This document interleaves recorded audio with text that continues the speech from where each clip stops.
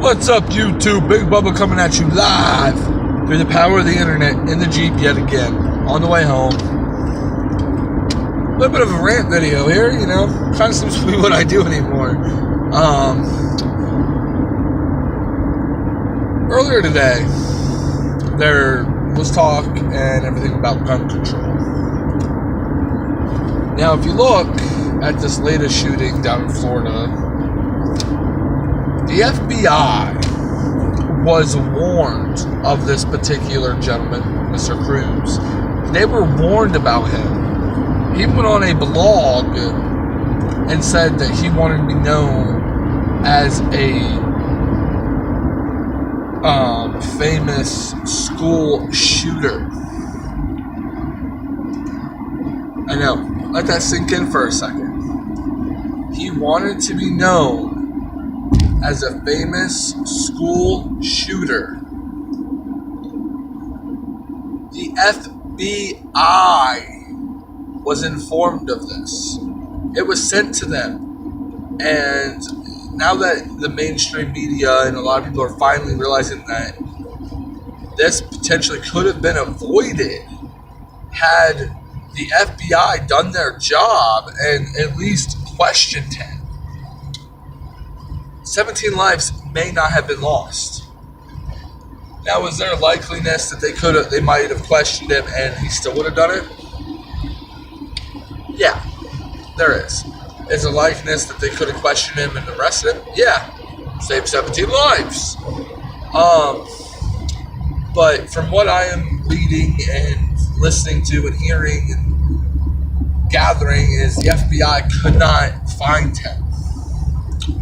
17-year-old kid. And yes, I say kid. 17-year-old kid. But you couldn't find him? Wait. 1 minute here. You're supposed to be one of the biggest law enforcement agencies in America. My tax dollars, the tax dollars you guys gouge out of me every paycheck, pays for you guys to do your job.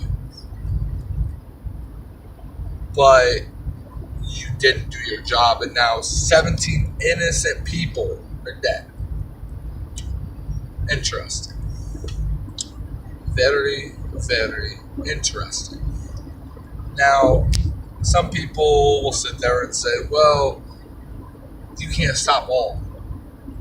You can't. But at the same time, this one was easily avoidable.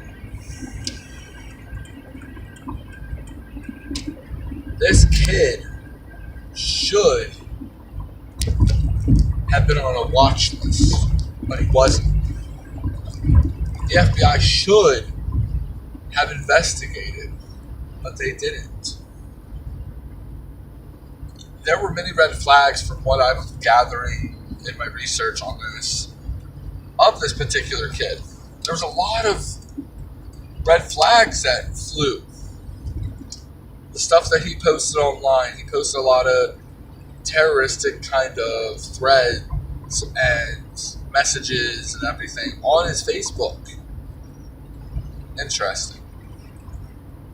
He was part of a lot of anti-America groups, and yet nobody thought to question him.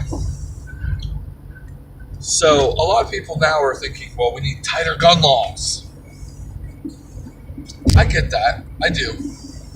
I understand where people are coming from that. But at the same point, just because you have tighter gun laws, is that going to stop criminals?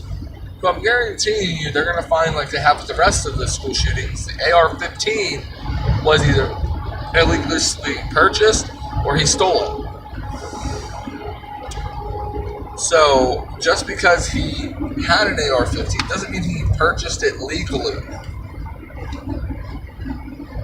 He probably got it from, the black market, like a lot of kids do. A lot of idiots out there get it, the stuff they're not supposed to.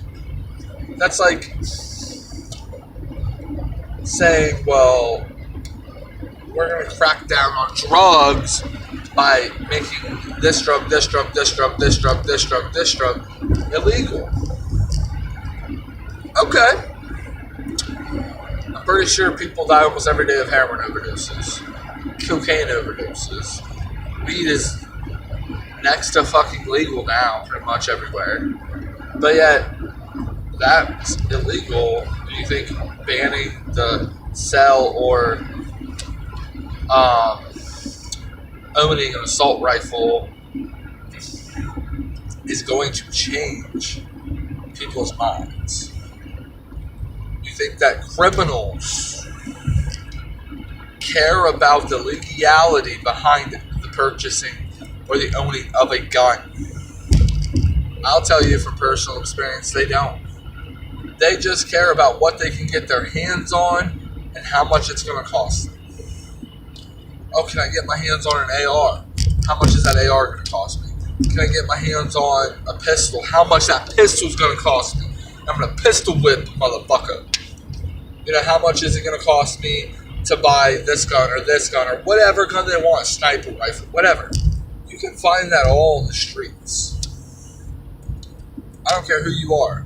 You can find that on the streets. Yes, it might be a little bit more expensive to purchase that shit on the streets. But at the same time, you can buy that kind of stuff off the streets. You know a guy who knows a guy who knows a guy who knows a guy that deals drugs or deals guns, boom, he can get a gun illegally. So, I'm probably in the minority on this factor. Is I don't think tightening the gun laws are going to do a goddamn thing. Because no matter what happens, people are going to find a way. If they truly want to go shoot up a school, shoot a church, a movie theater, all these crazy things that have been happening these last few years, these shootings, if they are that gung-ho and that determined to do it, they're going to find a way to furnish the weapon.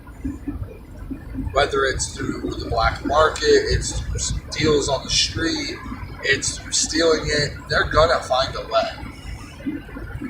So people like me that are law-abiding citizens and have, made money and can go buy the gun legally shouldn't be punished for people that keep screwing the fucking pooch. And there's a lot of them. There is a lot of people like that. And I get it, the drugs, the gangs, all that. And it comes back to my other point I was talking about earlier, is the gun, or the drugs. Half the drugs that people overdose on are illegal. But even though these drugs have been illegal for centuries, well, decades, let me rephrase that, probably decades, we still have a issue with drugs in big cities, even small towns. My small town I'm from has an issue with opioids, has an issue with drugs. It happens.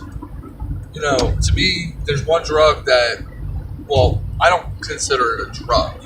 That's marijuana. Do I smoke it? Hell no, I don't touch it. I have not and will not ever touch it. But I can respect people that do use it because I see it as it is a plant. It's not lace, blah, blah, blah. And almost, it seems like right now we're, I think, at 56%, I think was the last statistic I saw, at states that have it approved for medical marijuana. And I think it's like 32% or 33% or something like that have it approved for medicinal use. Colorado, California, Washington, just to name a few. And if you look at that, see, here's what I think the government's probably going to do with guns. And I'm somewhat hoping I'm wrong, but I don't think I am. I think they're going to do like they're doing with the drug, with marijuana. Right now, I don't know if you guys know this, but the states that have it legal, that those states tax the living hell out of it.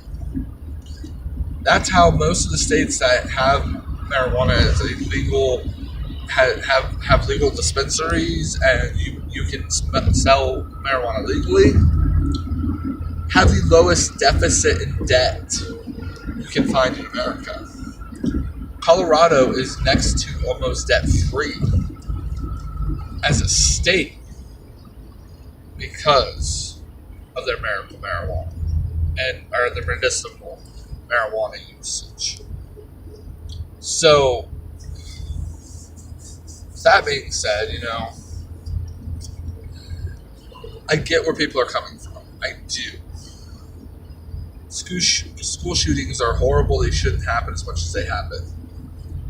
But I don't think that, personally, I don't think that restricting the laws on guns is going to stop it. Because I guarantee you, when everything comes to light, like it's going to soon, it's going to come to light that this AR was either purchased illegally, stolen, or something to that effect. I can almost guarantee it. So, that being said, if you own a gun, be a responsible gun owner. Rob, what do you mean by that? Big Bubba, what do you mean by that? Pretty simple. Have a gun safe. Have the guns locked in the gun safe. I know when I was growing up, my grandfather had two gun one big gun safe, gun cabinet in his living room. There was two keys. One was always on his belt, with his keys on his belt loop, and the other one was always hidden. The only way anybody ever got in that gun case is if he knew about it or my grandmother knew about it, because she knew where the spare key was. That was it. And see, that spare key got moved around. Nobody ever knew where it was because Grandma and Grandpa and Pat, our Grandma Pat, didn't use the same hiding spot twice. So, I do remember one of the hiding spots when I was a kid was in the Bible. And the reason I remember this is because I have a tattoo on my arm here that reminds me of where it was in the Bible. And that's not why I got the tattoo. That's a whole other story. But it was in the Bible in John, right on chapter 3, verse 16. So it was on John 3:16 is where they had the key. So that's the thing, is if you're going to own guns, make sure that they are locked up. That if you have the key, it's locked. And if you have more than one key, make sure that you have somebody that you trust or somebody that you know is going to be responsible holding or knowing where that second or third or fourth key is. And don't go out buying guns you're never going to use. And I'm not saying, you can't have a gun collection, but I had friends that had parents that owned 20 guns, and they only ever used 2. The rest just sat there. Why? Why own guns if you're not going to use them? You know what I mean? So that Big Bubba's going to let you guys go. I'm almost home. You guys have a safe weekend, and I will talk to you on Monday. Peace.